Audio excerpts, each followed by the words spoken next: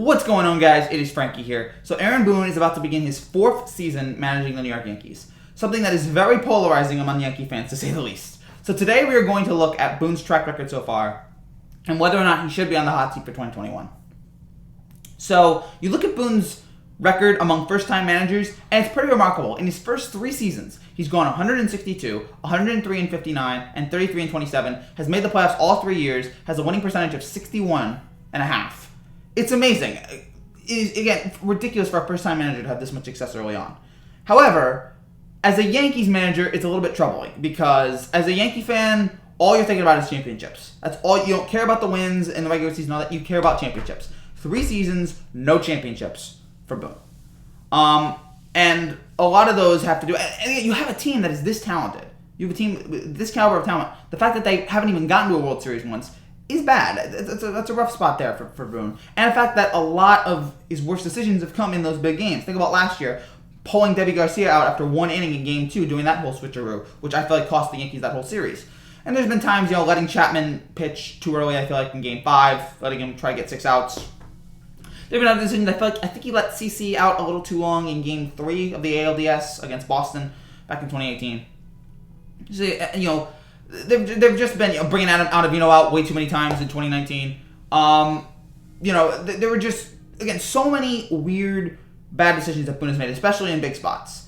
Now, I can't blame all of those on Boone. That's what I'm going to get to. My other point here is that how many of these decisions are not Boone's decisions, and how many of them are Cashman's decisions? And Cashman and his computer analytic cronies who sit there and make all those decisions and let the manager take the fall for it. I mean, how many times?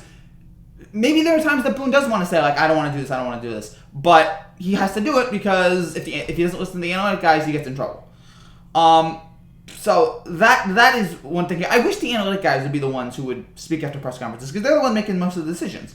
But no, the manager in this day and age, especially for an analytic team like the Yankees, the manager guy is just the fall guy. Whenever the analytics don't work, we put the manager out there and we blame him for it. So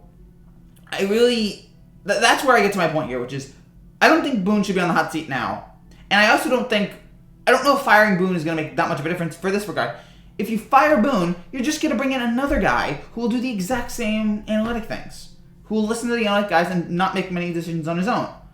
So that is what annoys me. The only way the Yankees are going to have a fundamental change in their managerial system is if they stop having a guy who listens only to the analytic guys. If they have a guy who will listen to the analytic guys at most times, because I'm not entirely against the analytics, but in those clear, obvious reasons that the analytics don't align with your gut, with what's going on with the eye test, with what's going on in the field, you got to have a guy who will be able to say, okay, I'm not going to listen to you guys, I'm going to make my own decision here, because I see that eye test, I see something's different here, I need to do this.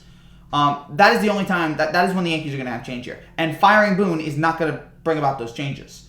Again, if you want to fire Boone, whatever, but I don't think it's going to solve all the Yankee fans. I mean, when there were fans when they fired Girardi, they were like, all right, fine, they were excited about getting a different manager, and now it's Boone, and it's the same thing. So, yeah, to bring it back to the bottom line here, I don't think that Boone should be on the hot seat. Especially now, I would give him definitely here another year. But I also, if they lose in the ALDS again, those calls are going to be even hotter. He's even going to be hotter among Yankee fans. But it's not among Cashman. Cashman seems like he's totally content with Boone. He seems like he's totally fine with him. So it looks like we're going to be with Boone here for a while. Even if the Yankees don't win a title, it looks like we're going to be with Boone here for a while. But I also don't feel like, to tell Yankee fans here, if Aaron Boone gets fired, that's not going to solve all your problems. The only way the Yankees are going to change is a full system overhaul. That's the only way this managerial style for the Yankees is going to change. But I don't think that's going to happen. As long as Cashman's there, as long as the analytic guys are there, it's going to stay the same. So, as we sit here, I'm not totally enthusiastic by the idea of Aaron Boone coming back for his 4th season. But it is what it is, and hopefully this is the year he finally figures it out. Because it's 4 years, man. You have the team, you have the talent. You should finally be able to figure it out this year. This should be the year the Yankees win it all. But we'll have to wait and see.